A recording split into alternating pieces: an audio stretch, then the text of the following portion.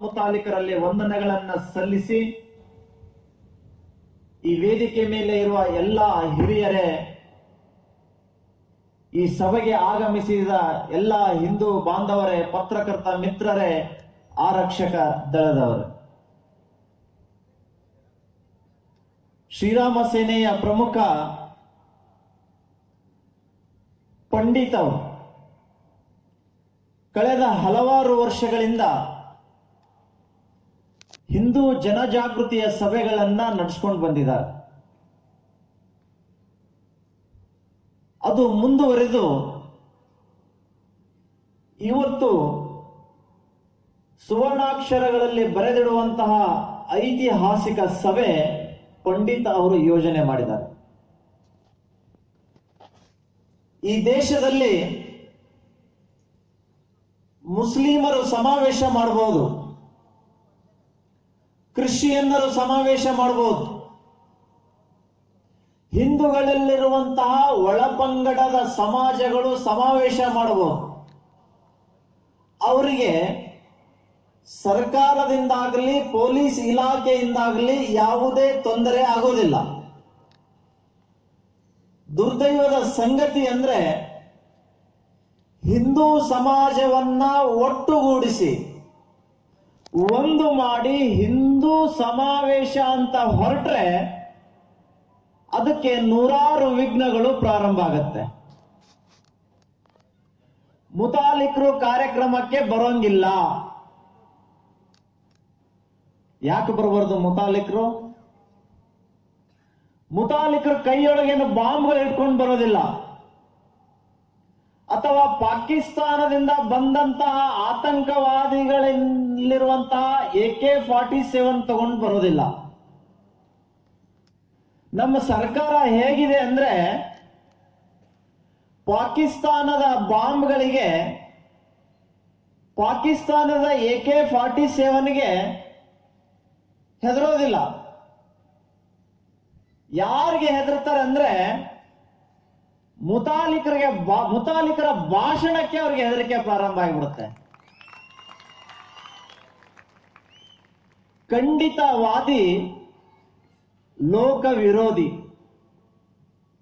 ಹಿಂದೂಗಳ ಮೇಲೆ ಆಗುವಂತ ಅನ್ಯಾಯವನ್ನ, ದೌರ್ಜನ್ಯವನ್ನ ನೇರ ಮಾತುಗಳಿಂದ ತಿಳಿಸಿದ್ರೆ ಆ ವ್ಯಕ್ತಿ ಸರ್ಕಾರಕ್ಕೆ ಬೇಡ ಆಗ್ತಾನೆ, ಆ ವ್ಯಕ್ತಿ ಪೊಲೀಸ್ ಇಲಾಖೆಗೆ ಬೇಡ ಆಗ್ತಾನೆ, ಆ ವ್ಯಕ್ತಿ ಜಾತ್ಯತೀತರು ಅಂತ ಏನು ಮುಖವಾಡ ಹಾಕೊಂಡು ರಾಜಕೀಯ ಪಕ್ಷಗಳು ಸೃಷ್ಟಿ ಮಾಡಿದಾರಲ್ಲ ಅವರಿಗೆ ಬೇಡ ಆಗ್ತಾನೆ. ಪೊಲೀಸರು, ಸರ್ಕಾರ ಚಾಪೆ ಕೆಳಗೆ ತೂರಿದ್ರೆ ಶ್ರೀರಾಮ ಸೇನೆ ರಂಗೋಲಿ ಕೆಳಗಡೆ ತೂರುತ್ತೆ ಅನ್ನೋದಕ್ಕೆ ಇವತ್ತು ಮುತಾಲಿಕರ ಉಪಸ್ಥಿತಿ ಅನ್ನೋದನ್ನು ನಾವು ತಿಳ್ಕೊಳ್ಬೇಕಾಗತ್ತೆ. ಬಂಧುಗಳೇ, ಹಿಂದೂ ರಾಷ್ಟ್ರದಲ್ಲಿ ಹಿಂದೂ ಜನಜಾಗೃತಿ ಕಾರ್ಯಕ್ರಮ ಮಾಡೋದು ಬಹಳ ಅವಶ್ಯವಾಗಿಬಿಟ್ಟಿದೆ. ಒಂದು ಕಡೆ ಈ ರಾಷ್ಟ್ರವನ್ನ ಇಸ್ಲಾಮೀಕರಣ ಮಾಡಬೇಕು ಅಂತ ಆತಂಕವಾದಿಗಳು ದಾಳಿ ಮಾಡ್ತಾ ಇದ್ದಾರೆ. ಇನ್ನೊಂದು ಕಡೆ ಈ ರಾಷ್ಟ್ರವನ್ನ ಕ್ರಿಶ್ಚಿಯನ್ಮಯ ರಾಷ್ಟ್ರ ಮಾಡಬೇಕು ಅಂತ ಕ್ರಿಶ್ಚಿಯನ್ನರು ದಾಳಿ ಮಾಡ್ತಾ ಇದ್ದಾರೆ.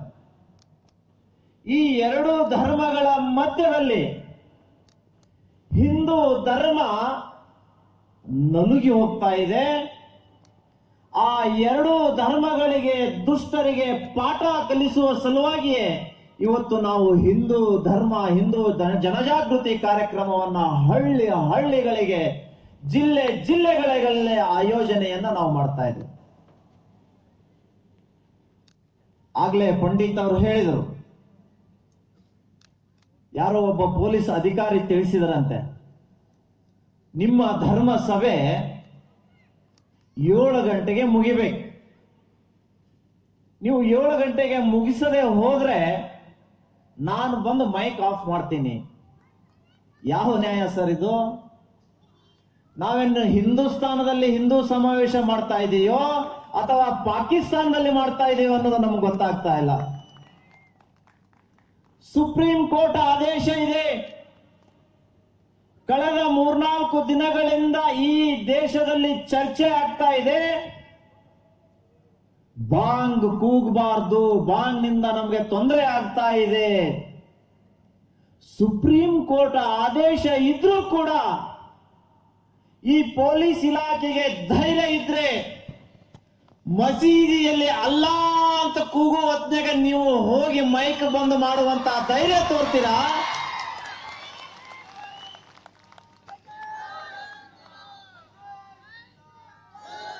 ಅದು ಸಾಧ್ಯ ಆಗ್ತಾ ಇಲ್ಲ.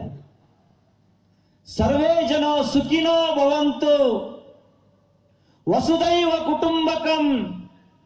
ಹಿಂದೂಗಳು, ಮುಸ್ಲಿಮರು, ಕ್ರಿಶ್ಚಿಯನ್ನರು ನಾವೆಲ್ಲರೂ ಅಣ್ಣ ತಮ್ಮಂದಿರಾಗಿ ಇರೋಣ ಈ ದೇಶದಲ್ಲಿ ಅಂತ ಹೊರಟಂತ ಹಿಂದೂ ಧರ್ಮದ ಮೇಲೆನೆ ಈ ಸರ್ಕಾರದ ದಬ್ಬಾಳಿಕೆ ಆಗ್ತಾ ಇದೆ. ಅಂದ್ರೆ ಇದನ್ನ ಖಂಡಿಸುವುದಕ್ಕೋಸ್ಕರ ನಾವು ಇವತ್ತು ಹಿಂದೂ ಜನಜಾಗೃತಿ ಕಾರ್ಯಕ್ರಮವನ್ನ ಮಾಡ್ತಾ ಇದ್ದೇವೆ. ಬಂಧುಗಳೇ, 100 ವರ್ಷದಿಂದ ಇವರು ಅಲ್ಲಾಹು ಅಕ್ಬರ್ ಅಂತ ಕೂಗ್ತಾ ಇದ್ದಾರೆ. ನೀವು ಪ್ರಶ್ನೆ ಮಾಡಬೇಕಾಗಿದೆ, ನಿಮಗೆ ಎಂದಾದ್ರೂ ಅಲ್ಲಾಹ್ ಭೇಟಿಯಾಗಿದಾನ? ಮುಸ್ಲಿಮದಲ್ಲಿ ಹುಟ್ಟಿರುವಂತ ಕಬೀರ್ ದಾಸ್ ತನ್ನ ಒಂದು ಶ್ಲೋಕದಲ್ಲಿ ಹೇಳ್ತಾನೆ, मुल्ला होके अल्लाह को बांग पुकारे तो अल्लाह क्या बहरा है? अल्लाह बहरा नहीं है. मूंगी के पांव में गुंगुर बजाए तो अल्लाह सुनता है, फिर कुत्ते के तरह तुम पुकारते क्यों ಅಂತ ಕಬೀರ್ ದಾಸ್ ಕೇಳ್ತಾರೆ.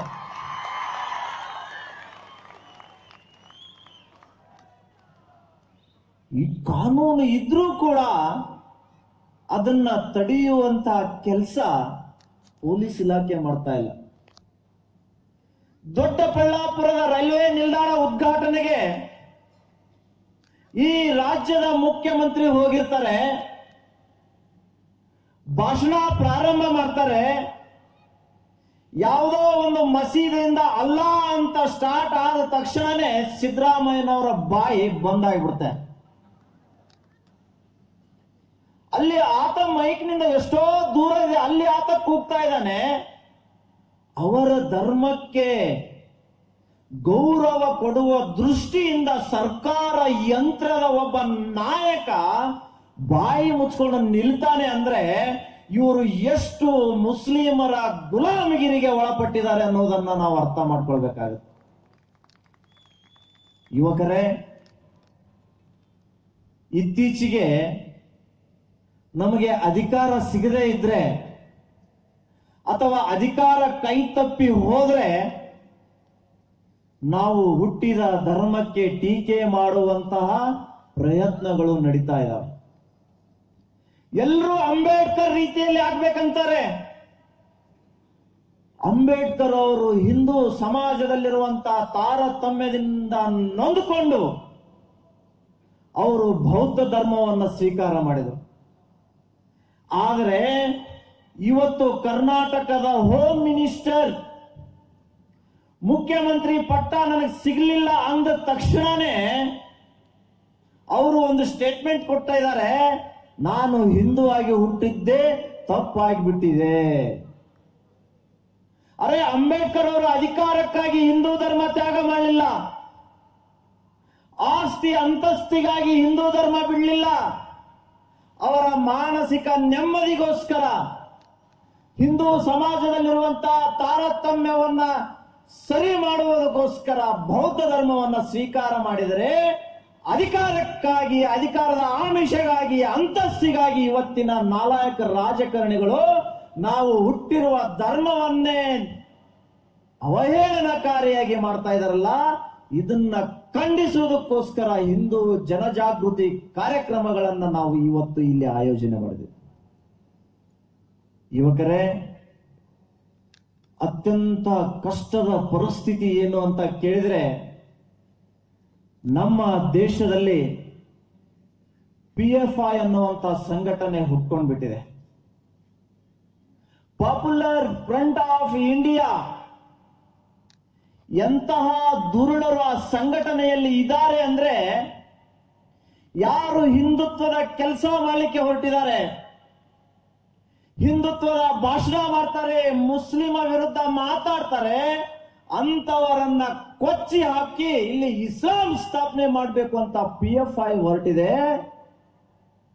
ಅಂತ PFI ಸಂಘಟನೆಯ ರಕ್ಷಣೆಗೆ ಕರ್ನಾಟಕ ರಾಜ್ಯದ ಮುಖ್ಯಮಂತ್ರಿ, ಇನ್ನೊಬ್ಬ ಸಚಿವ ತನ್ವೀರ್ ಸೇಠ್ PFI ದೇಶದ್ರೋಹಿ ಯುವಕರನ್ನ ರಕ್ಷಣೆಗೆ ನಿಂತಿದೆ ಅಂದ್ರೆ ಅದನ್ನ ಹಿಮ್ಮೆಟ್ಟಿಸುವುದಕ್ಕೋಸ್ಕರ ಶ್ರೀರಾಮ ಸೇನೆ ಸರ್ಕಾರದ ವಿರುದ್ಧ ನಿರಂತರವಾಗಿ ನಾವು ಹೋರಾಟವನ್ನ ಕೈಗೆತ್ತಿಕೊಳ್ತಾ ಇದ್ದೀವಿ. ಏನ್ ಮಾಡ್ತಾ ಇದೆ PFI? ಸ್ಪಷ್ಟವಾದ ಒಂದು ಪ್ರಣಾಳಿಕೆಯನ್ನ ರೆಡಿ ಮಾಡಿದೆ. ಭಾರತವನ್ನ ಇಸ್ಲಾಂ ರಾಷ್ಟ್ರ ಮಾಡಬೇಕು, ಭಾರತದಲ್ಲಿ ಹಿಂದೂಗಳ ಸಂಖ್ಯೆ ಕ್ಷೀಣಿಸಬೇಕು, ಅದನ್ನ ಮಾಡಬೇಕಾದ್ರೆ ನಾವು ಲವ್ ಜಿಹಾದ್ ಪ್ರಾರಂಭ ಮಾಡಬೇಕು. ಬರೀ ಲವ್ ಜಿಹಾದ್ ಅಲ್ಲ, ಹಿಂದೂಗಳನ್ನ ಸ್ನೇಹಿತರನ್ನಾಗಿ ಮಾಡಿಕೊಂಡು ಮನೆ ಗಂಡಸರಿಲ್ಲದ ಹೊತ್ತಿನಲ್ಲಿ ಆ ಹಿಂದೂಗಳ ಮನೆಗೆ ಹೋಗಿ ಹಿಂದೂ ಹೆಣ್ಣು ಮಕ್ಕಳ ಜೊತೆ ಸಲುಗೆಯಿಂದ ವರ್ತಿಸಿ ಹಿಂದೂ ಹೆಣ್ಣು ಮಕ್ಕಳ ಗರ್ಭದಲ್ಲಿ ಮುಸ್ಲಿಂ ಮಕ್ಕಳು ಹುಟ್ಟಿಸಿ ಅನ್ನುವಂತ ಪ್ರಣಾಳಿಕೆ ಇವತ್ತು ಪಾಪ್ಯುಲರ್ ಫ್ರಂಟ್ ಆಫ್ ಇಂಡಿಯಾದಲ್ಲಿದೆ. ಅಂದ್ರೆ ಇದನ್ನ ನೋಡಿ ನಾವು ಕಣ್ಮುಚ್ಕೊಂಡು ಕೂತ್ಕೊಳ್ಳಿಕ್ಕೆ ಸಾಧ್ಯ ಇಲ್ಲ. 1857ರಲ್ಲಿ ಸ್ವಾತಂತ್ರ್ಯ ಸಂಗ್ರಾಮದ ದಿನಗಳಲ್ಲಿ ಬ್ರಿಟಿಷರ ವಿರುದ್ಧ ಹೋರಾಟ ಮಾಡಲಿಕ್ಕೆ ಮಂಗಲ್ ಪಾಂಡೆ ಅವರು ಒಂದು ಕರೆಯನ್ನ ಕೊಡ್ತಾರೆ. ಮಾರೋ ಫಿರಂಗಿಕೋ ಅಂತ ಹೇಳಿ ಮೊದಲು ತನ್ನ ಬಂದೂಕಿನಿಂದ ಬ್ರಿಟಿಷರ ವಿರುದ್ಧ ಗುಂಡು ಹಾರಿಸಿದಂತ ಮಂಗಲ್ ಪಾಂಡೆಯನ್ನ ನಾವು ಇವತ್ತು ಆದರ್ಶವಾಗಿ ಇಟ್ಕೊಳ್ಬೇಕಾಗಿದೆ. ಯಾರು ಈ ದೇಶದಲ್ಲಿ ಲವ್ ಜಿಹಾದ್ ಮಾಡಲಿಕ್ಕೆ ಬರ್ತಾರೆ, ಯಾರು ಪಾಪ್ಯುಲರ್ ಫ್ರಂಟ್ ಆಫ್ ಇಂಡಿಯಾ ನಮ್ಮ ಹೆಣ್ಣು ಮಕ್ಕಳ ಮೇಲೆ ಕಣ್ಣು ಹಾಕ್ತಾರೆ, ಅಂತವರನ್ನ ಹೊಡೆಯುವುದಕ್ಕೋಸ್ಕರನೇ ಶ್ರೀರಾಮ ಸೇನೆ ಕರ್ನಾಟಕ ರಾಜ್ಯದಲ್ಲಿ ಕಾರ್ಯನಿರ್ವಹಿಸ್ತಾ ಇದೆ ಅನ್ನುವಂಥದ್ದನ್ನು ನಾವೆಲ್ಲ ತಿಳ್ಕೊಳ್ಬೇಕಾಗುತ್ತೆ.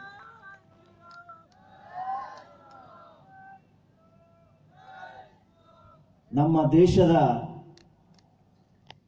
ಕಿರೀಟ ಕಾಶ್ಮೀರ್.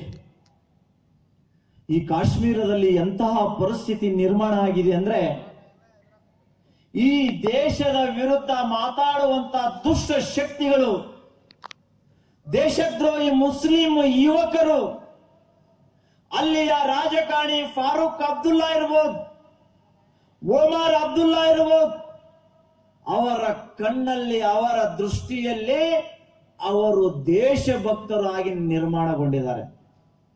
ಕಲ್ಲು ತೂರಾಟ ಮಾಡುವಂತ ಯುವಕರು ಅಲ್ಲಿಯ ಸೇನೆಯ ಅಧಿಕಾರಿಗಳಿಗೆ ಹೇಳ್ತಾರೆ, ಸೈನಿಕರಿಗೆ ಹೇಳ್ತಾರೆ, ಇಂಡಿಯನ್ ಡಾಗ್ಸ್ ಗೋ ಬ್ಯಾಕ್. ಅರೆ, ನಮ್ಮ ಪೊಲೀಸರು ನಮ್ಮ ಸೈನಿಕರು ಪಾಕಿಸ್ತಾನದಲ್ಲಿ ಕೆಲಸ ಮಾಡ್ತಾ ಇಲ್ಲ. ಈ ದೇಶದ ಮುಕುಟ ಕಾಶ್ಮೀರವನ್ನು ಉಳಿಸುವುದಕ್ಕೋಸ್ಕರ 1,00,000 ಜನ ಪೊಲೀಸರು ಸೈನಿಕರು ಆತ್ಮಾಹುತಿಗೊಂಡಿದ್ದಾರೆ. ಅಲ್ಲಿಯ ಸರ್ಕಾರ ಹೇಳುತ್ತೆ, ಅಲ್ಲಿಯ ರಾಜಕಾರಣಿಗಳು ಹೇಳ್ತಾರೆ, ಕಾಶ್ಮೀರದಿಂದ ಸೇನೆ ವಾಪಸ್ ಪಡ್ಕೊಳ್ಳಿ. ಹಾಗೇನಾದ್ರೂ ಮುಟ್ಟಾಳತನ ಸರ್ಕಾರ ಮಾಡಿದರೆ ಕಾಶ್ಮೀರ ಭಾರತದಲ್ಲಿರೋದಿಲ್ಲ, ಕಾಶ್ಮೀರ್ ಪಾಕಿಸ್ತಾನಕ್ಕೆ ಹೋಗುತ್ತೆ ಅನ್ನುವಂತ ಒಂದೇ ಒಂದು ಉದ್ದೇಶದಿಂದ ಇವತ್ತು ನಮ್ಮ ಸೈನಿಕರು ನಮ್ಮ ಪೊಲೀಸರು ಅಪಮಾನ ಸಹಿಸಿಕೊಂಡು ಇವತ್ತು ಆ ದೇಶದ್ರೋಹಿಗಳನ್ನ ಮಟ್ಟ ಹಾಕ್ಲಿಕ್ಕೆ ನಿರಂತರವಾಗಿ ಕೆಲಸ ಮಾಡ್ತಾ ಇದ್ದಾರೆ. ಸ್ವಾಮಿ, 1947ರಲ್ಲಿ ಸ್ವಾತಂತ್ರ್ಯ ಸಿಕ್ತು, ಪಾಕಿಸ್ತಾನ ಇಬ್ಬಾಗ ಆಯ್ತು. ಕಾಶ್ಮೀರದಲ್ಲಿ ರಾಜ ಹರಿ ಸಿಂಗ್ ಅನ್ನುವಂತ ಹಿಂದೂ ರಾಜ ಆಳ್ವಿಕೆ ನಡೆಸ್ತಾ ಇದ್ದ. ಯಾವಾಗ 1947ರಲ್ಲಿ ನಮ್ಮ ದೇಶಕ್ಕೆ ಸ್ವಾತಂತ್ರ್ಯ ಸಿಕ್ತೋ, ಕಾಶ್ಮೀರ ನಮಗೆ ಬೇಕು ಅಂತ ಅಲ್ಲಿ ಮುಸ್ಲಿಂ ಹೋರಾಟ ಮಾಡಲಿಕ್ಕೆ ಪ್ರಾರಂಭ ಮಾಡಿದರು. ಆಗ ರಾಜ ಹರಿ ಸಿಂಗ್ರಿಗೆ ದಿಗ್ಭ್ರಮೆ ಆಗಿದೆ. ಆಗ ಅವರು ನಮ್ಮ ದೇಶದ ಶಾಂತಿ ತಾತ ಗಾಂಧಿ ತಾತನಿಗೆ ಹೇಳ್ತಾರಂತೆ, ಗಾಂಧೀಜಿ, ಮುಸಲ್ಮಾನರಿಂದ ನನಗೆ ತುಂಬಾ ತೊಂದರೆ ಆಗ್ತಾ ಇದೆ, ದಯವಿಟ್ಟು ಅವರಿಂದ ನನಗೆ ರಕ್ಷಣೆ ಕೊಡಿ ಅಂತ ಹೇಳಿದಾಗ ಶಾಂತಿ ದೂತ ಮಹಾತ್ಮ ಗಾಂಧಿ ಹೇಳ್ತಾರಂತೆ, ರಾಜ ಹರಿಸಿಂಗ್ ಅವರೇ, ಕಾಶ್ಮೀರ್ ಅದು ಮುಸ್ಲಿಂ ಬಹುಸಂಖ್ಯಾತ ಪ್ರದೇಶ ಇರುವುದರಿಂದ ನಿಮ್ಮ ರಾಜಭಾರವನ್ನ ಮುಸಲ್ಮಾನರಿಗೆ ಒಪ್ಪಿಸಿ ನೀವು ಕಾಶಿನೋ ಅಥವಾ ಅಯೋಧ್ಯನೋ ಯಾತ್ರೆ ಕೈಗೊಳ್ಳಿ ಅಂತ. ಅದು ಪತ್ರಿಕೆಯಲ್ಲೆಲ್ಲ ಬಂತು. ಅದನ್ನ ವಿರೋಧಿಸಿದವರು ಒಬ್ಬ ವ್ಯಕ್ತಿ ಯಾರು ಅಂತ ಕೇಳಿದ್ರೆ ಸ್ವತಂತ್ರ ವೀರ್ ಸಾವರ್ಕರ್ ಅವರು. ಮಹಾತ್ಮ ಗಾಂಧಿಗೆ ನೇರವಾಗಿ ಹೇಳ್ತಾರೆ, ಅಲ್ಲಿ ಕಾಶ್ಮೀರದಲ್ಲಿ ಮುಸ್ಲಿಂ ಬಹುಸಂಖ್ಯಾತರಿದ್ರೆ ಅಲ್ಲಿ ರಾಜ್ಯವನ್ನ ಮುಸ್ಲಿಮರಿಗೆ ಕೊಟ್ಬಿಡಿ ಅಂತ ಹೇಳ್ತಿರಲ್ಲ, ಹೈದರಾಬಾದಿನಲ್ಲಿ ಬಹುಸಂಖ್ಯಾತರಾಗಿ ಹಿಂದೂಗಳಿದ್ದಾರೆ. ಗಾಂಧೀಜಿ ನಿಮಗೆ ತಾಕತ್ತಿದ್ರೆ ಆ ನಿಜಾಮನಿಗೆ ಹೇಳಿ ನಿನ್ನ ಅಧಿಕಾರವನ್ನ, ನಿನ್ನ ಅಂತಸ್ತನ್ನ ಬಹುಸಂಖ್ಯಾತ ಹಿಂದೂಗಳಿಗೆ ಕೊಟ್ಟು ಮಕ್ಕಾ ಮದೀನಾಕ್ಕೆ ಯಾತ್ರೆಗೆ ಹೋಗಿ ಅಂತ ಹೇಳುವ ತಾಕತ್ತು ನಿಮಗೆ ಇದೆಯಾ ಅಂತ ಗಾಂಧೀಜಿಗೆ ನೇರವಾಗಿ ಕೇಳಿದವರು ಸ್ವಾತಂತ್ರ್ಯ ವೀರ ಸಾವರ್ಕರ್ ಅನ್ನುವಂಥದ್ದನ್ನ ನಾವು ಜ್ಞಾಪಿಸಿಕೊಳ್ಬೇಕಾಗಿದೆ. ಬಂಧುಗಳೇ, ಈ ದೇಶವನ್ನ ಸದೃಢ ರಾಷ್ಟ್ರವನ್ನಾಗಿ ಮಾಡಬೇಕಾದ್ರೆ ದಿವಂಗತ ಬಾಳಾ ಸಾಹೇಬ್ ಠಾಕ್ರೆ ಅವರು ಒಂದು ಮಾತನ್ನ ಹೇಳಿದ್ರು, ಧರ್ಮ ಬುದ್ಧಿಯಿಂದ ದೇಶವನ್ನಾಳುವಂತ ವ್ಯಕ್ತಿಯಿಂದ ಮಾತ್ರ ಭಾರತ ರಕ್ಷಣೆ ಸಾಧ್ಯ ಇದೆ ಅಂತ ಬಾಳಾ ಸಾಹೇಬ್ ಠಾಕ್ರೆ ಅವರು ಹೇಳಿದ್ರು. ಭಾರತದ ಗಡಿ ರೇಖೆಯನ್ನ ಹರಿತವಾಗಿರುವ ಖಡ್ಗದಿಂದ ಎಳೆದಾಗ ಮಾತ್ರ ಪಾಕಿಸ್ತಾನದ ಅತಿಕ್ರಮಣವನ್ನ ತಡೆಯಬಹುದು ಅಂತ ವೀರ್ ಸಾವರ್ಕರ್ ಅವರು ಹೇಳಿದರು. ಆದರೆ ಅವರ ಒಂದು ಪ್ರೇರಣೆಯಿಂದ, ಅವರ ಆಶೀರ್ವಾದದಿಂದ ಇವತ್ತು ನಮ್ಮ ರಾಷ್ಟ್ರದ ಗಡಿ ರೇಖೆಯನ್ನ ಈ ದೇಶದ ಪ್ರಧಾನಮಂತ್ರಿ ಛತ್ರಪತಿ ಶಿವಾಜಿ ಮಹಾರಾಜರ ಖಡ್ಗದಿಂದ ಗೆರೆಯನ್ನ ಎಳೆದಿದ್ದಾರೆ. ಯಾವೊಬ್ಬ ಪಾಕಿಸ್ತಾನದ ಗಡ್ಡ ನಮ್ಮ ರಾಷ್ಟ್ರಕ್ಕೆ ನುಸುಳುವಂತ ಧೈರ್ಯ ಮಾಡ್ತಾ ಇಲ್ಲ. ನಮ್ಮ ಸೇನೆಯನ್ನ ಬಲಿಷ್ಠ ಮಾಡಬೇಕು, ಶಸ್ತ್ರಗಳಿಂದ ನಮ್ಮ ದೇಶ ತುಂಬಿ ತುಳುಕಬೇಕು ಅಂತ ಮೋದಿಯವರು ಸೈನಿಕರ ರಕ್ಷಾ ನಿಧಿ ಅಂತ ಒಂದು ಅಕೌಂಟ್ ಅನ್ನ ಸಿಂಡಿಕೇಟ್ ಬ್ಯಾಂಕ್ ನಲ್ಲಿ ಪ್ರಾರಂಭ ಮಾಡಿದ್ದಾರೆ. ಈ ದೇಶದ ಪ್ರತಿಯೊಬ್ಬ ಪ್ರಜೆ ಪ್ರತಿನಿತ್ಯ ₹1 ವರ್ಷಕ್ಕೆ ₹365 ಸೇನಾ ನಿಧಿಗೆ ಭರಿಸಿದರೆ ವಿಶ್ವದಲ್ಲಿ ಅತ್ಯಂತ ಶ್ರೇಷ್ಠ ಬಲಿಷ್ಠ ರಾಷ್ಟ್ರ ಭಾರತ ಆಗಿ ಹೊರಗಡೆ ಹೊಮ್ಮಿ ಬರುತ್ತೆ ಅನ್ನುವಂತ ಹೇಳಿಕೆಯನ್ನ ಅವರು ಕಟ್ಟಿದ್ದಾರೆ. ಅದಕ್ಕೆ ನಾನು ಹೇಳ್ತಾ ಇದ್ದೀನಿ, ಹಿಂದೂओं का ₹1 का सिक्का करेगा पाकिस्तान को चक्का. ಆ ದೃಷ್ಟಿಯಿಂದ ಇವತ್ತು ಇಲ್ಲಿರುವಂತವರೆಲ್ಲರೂ ಕೂಡ ಪ್ರತಿ ವರ್ಷಕ್ಕೆ ಒಮ್ಮೆ ಸಿಂಡಿಕೇಟ್ ಬ್ಯಾಂಕ್ಗೆ ಹೋಗಿ ಸೈನಿಕರ ಕಲ್ಯಾಣ ನಿಧಿಗೆ ನಿಮ್ಮ ಧನ ಸಹಾಯವನ್ನ ಮಾಡಿದರೆ ವಿಶ್ವದಲ್ಲಿ ಅತ್ಯಂತ ಪ್ರಬಲ ರಾಷ್ಟ್ರ ಅದು ಯಾವುದಾದ್ರೂ ಇದ್ರೆ ಭಾರತ, ಹಿಂದೂಸ್ತಾನ ಅನ್ನುವಂಥದ್ದನ್ನ ನಾವು ಎತ್ತಿ ಹೇಳ್ಬೋದು. ಅದಕ್ಕೋಸ್ಕರನೇ ನಾವು ಹಿಂದೂ ಜಾಗೃತಿ ಸಭೆಯನ್ನ ಈ ದೇಶದಲ್ಲಿ ಮಾಡ್ತಾ ಇದ್ದೀವಿ. ಮಾನ್ಯ ಪ್ರಮೋದ್ ಮುತಾಲಿಕರ ನೇತೃತ್ವದಲ್ಲಿ ಪ್ರಾಯಶಃ ಒಂದು ಬಲಿಷ್ಠ ಸಂಘಟನೆಯಿಂದ ಹೊರಗಡೆ ಬಂದ ಮೇಲೆ ಇಷ್ಟೊಂದು ಪ್ರಕಾರ ಹಿಂದುತ್ವದ ಕಾರ್ಯ ಬರೀ ಕರ್ನಾಟಕದಲ್ಲಿ ಅಷ್ಟೇ ಅಲ್ಲ, ದೇಶದ 12 ರಾಜ್ಯಗಳಲ್ಲಿ ಇವತ್ತು ಶ್ರೀರಾಮ ಸೇನೆ ಕೆಲಸ ಮಾಡ್ತಾ ಇದೆ ಅಂದ್ರೆ ಅದು ನಮ್ಮ ನಿಸ್ವಾರ್ಥ ಸೇವೆ ಅನ್ನುವಂಥದ್ದು ಈ ದೇಶದ ಜನತೆ ತಿಳ್ಕೊಳ್ಬೇಕಾಗುತ್ತದೆ. ಅದಕ್ಕೋಸ್ಕರ ಶ್ರೀರಾಮ ಸೇನೆಯನ್ನ ಬೆಂಬಲಿಸಿ ಈ ರಾಷ್ಟ್ರವನ್ನ ಹಿಂದೂ ರಾಷ್ಟ್ರ ಮಾಡಲಿಕ್ಕೆ ನಾವು ನಿರಂತರವಾಗಿ ಶ್ರಮಿಸಬೇಕಾಗಿದೆ. ಮೋದಿ ಆಗಿದ್ದು, ಯೋಗಿ ಆಗಿದ್ದು ತಮ್ಮ ಸ್ವಂತ ಬಲದಿಂದ ಅಲ್ಲ, ಮೋದಿ ಆಗಿದ್ದು ಹಿಂದುತ್ವದಿಂದ, ಯೋಗಿ ಆಗಿದ್ದು ಹಿಂದುತ್ವದಿಂದ. ಈ ರಾಷ್ಟ್ರ ಹಿಂದೂ ರಾಷ್ಟ್ರ ಆಗ್ಬೇಕಾದ್ರೆ ಅದು ಹಿಂದುತ್ವದಿಂದ ಅನ್ನುವಂಥದ್ದನ್ನ ನಾವೆಲ್ಲರೂ ಕೂಡ ನೆನಪಿನಲ್ಲಿಟ್ಕೊಂಡು, ಮೊದಲೆಲ್ಲ ಹೇಳ್ತಿದ್ರು ಯೋಗಿ ಮುಖ್ಯಮಂತ್ರಿ ಆದ ತಕ್ಷಣನೇ ಇದು ರಾಷ್ಟ್ರದ ದುರ್ದೈವ. ವಿರೋಧ ಪಕ್ಷದವರ ಸ್ಟೇಟ್ಮೆಂಟ್. ಹಿಂದೂ ಅಂದ ತಕ್ಷಣನೇ ಅದು ಒಂದು ಭಯೋತ್ಪಾದನೆ ಆಗುತ್ತೆ. ಹಿಂದೂ ಅಂದ ತಕ್ಷಣನೇ ಅದೊಂದು ಕ್ರೂರತನ ಭಾವನೆ ವಿರೋಧ ಪಕ್ಷದಲ್ಲಿ ಮೂಡುತ್ತೆ. ಯಾವಾಗ ಯೋಗಿ ಮುಖ್ಯಮಂತ್ರಿಯಾಗಿ ಅಧಿಕಾರ ವಹಿಸಿದ್ರು, ಆ ಉತ್ತರ ಪ್ರದೇಶದಲ್ಲಿರುವಂತಹ ಭೋಗಿಗಳು ಮೋದಿಗೆ ಯೋಗಿಗೆ ಜಯ ಜಯಕಾರ ಹಾಕ್ತಾ ಇರೋದನ್ನ ನೋಡಿದ್ರೆ ಹಿಂದೂ ರಾಷ್ಟ್ರ ಇನ್ನು ಕೆಲವೇ ವರ್ಷಗಳಲ್ಲಿ ಆಗುತ್ತೆ ಅನ್ನುವಂತಹದ್ದು ನಮಗೆ ಗೋಚರಿಸ್ತಾ ಇದೆ. ಪವಿತ್ರವಾಗಿರುವಂತಹ ರಾಮ ಮಂದಿರವನ್ನ ನಿರ್ಮಾಣ ಮಾಡುವುದಕ್ಕೋಸ್ಕರ ಇವತ್ತು ಉತ್ತರ ಪ್ರದೇಶದ ಸರ್ಕಾರ ದಿಟ್ಟ ಹೆಜ್ಜೆಯನ್ನ ನಿರ್ಧಾರವನ್ನ ಕೈಗೊಳ್ತಾ ಇದೆ.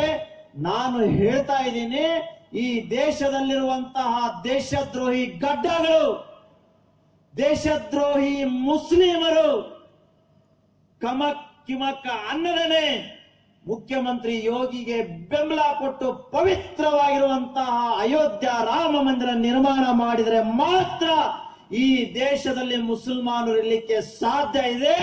ಇಲ್ಲದೆ ಹೋದರೆ ಯಹಾ ಸೆ ಜಾಗ ಖಾಲಿ ಕರ್ನಾ ಹೋಗಾ. ಅಂತಹ ಕಠಿಣ ಪರಿಸ್ಥಿತಿ, ಕಠಿಣ ಕಾನೂನು ಇನ್ನು ಮುಂದೆ ಈ ರಾಷ್ಟ್ರದಲ್ಲಿ ಜಾರಿಯಾಗುತ್ತೆ ಅನ್ನುವಂತಹ ವಿಚಾರವನ್ನ ತಿಳಿಸಿ ನನ್ನ 4 ಮಾತುಗಳನ್ನ ಮುಗಿಸುವುದಕ್ಕಿಂತ ಮುಂಚೆ ನಾನು ಹೇಳ್ತೀನಿ, ಮಂದಿರ್ ವಹಿ ಬನಾಯೆಂಗೆ. ನೀವು ಹೇಳಬೇಕು ಮಸ್ಜಿದ್ ಬಾಗ್ ಜಾಯೆಂಗೆ. ಮಂದಿರ್ ವಹಿ ಬನಾಯೆಂಗೆ. ಜೋರಾಗಿ ಹೇಳಬೇಕು, ಮಂದಿರ್ ವಹಿ ಬನಾಯೆಂಗೆ, ಮಂದಿರ್ ವಹಿ ಬನಾಯೆಂಗೆ.